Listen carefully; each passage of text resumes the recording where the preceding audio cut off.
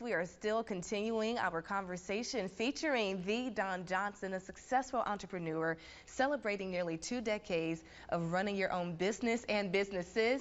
Now, you do so much in the community, giving back, sharing your knowledge about financial freedom and what it takes to become a successful entrepreneur. And you recently were recognized for that by a magazine, one of the top entrepreneurial women to watch. And that was done by Career Master magazine. So congratulations on that. Thank you so much. That's going to be released in September. Yes. Okay. Yeah, congratulations. When Thank you you were first notified that you were one of the women to be recognized, your immediate reaction? It was like, wow, because when you're doing the work, you're in the weeds. So you look up. So a lot of these awards, people, when I get notified, I'm always shocked. And then, everyone's like, oh, you're so deserving, you shouldn't be surprised. But just doing the work. And so it's kind of nice to look up and go, oh, thank you for acknowledging. And you realize, you hope, that you're having some impact and people are watching you. And I'm really just always focused on the individuals at the time. Who's in my space? Who's in my life? Who needs my help? And I'm just trying to avail myself. And the magazine will be available online, Career Mastered. You can go to their website to look for Dawn in that most recent edition. What will the magazine shed light on? What's a little preview of what we can expect? Yeah, so the Career Mastered, first of all, is a wonderful organization. I actually met the owner of the magazine, an organization, on a platform talking about financial literacy. And she was, a former HR guru, and she was trying, her mission was to help women with their careers. So we pretty much stayed in touch, and I know she, always kept the eye on me and what I was doing in life, and we've always tried to help each other. So that's her mission, and there's alignment there where, she's focused on helping women master their careers. She has a phenomenal event every year during Women's History Month where she brings women together to share the wealth of knowledge. She has C-suite women on stage sharing all their tips and success. So I just love what she's doing. So it was just an honor for her, and she's connected all across the United States. It's an international magazine and program, and so yeah, there are women all over the United States. I think there are 12 of us maybe who are being honored, and we're all from someplace different.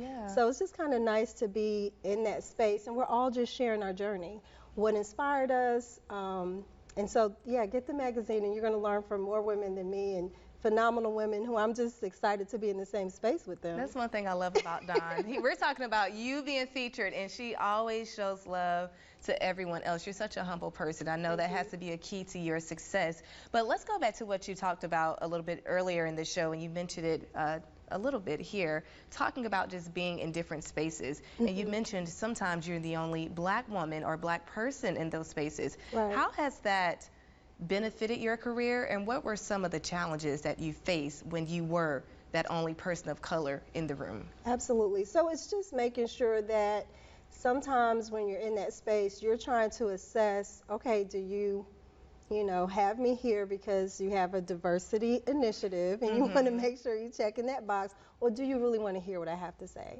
So oftentimes when I'm in that space and I look around the room and I see that I'm the only one that looks like me, I'm in that first year, I'm assessing the whole time. I'm assessing, what are your missions, what are your goals, what do you want to learn from me, and why am I here? So sometimes even understanding that depending on how many numbers are in the room, if you put forth a vote, whether you're going to get support or not, sometimes your role is to gather information and make sure that information is disseminated, because you recognize whether you're going to really be able to influence.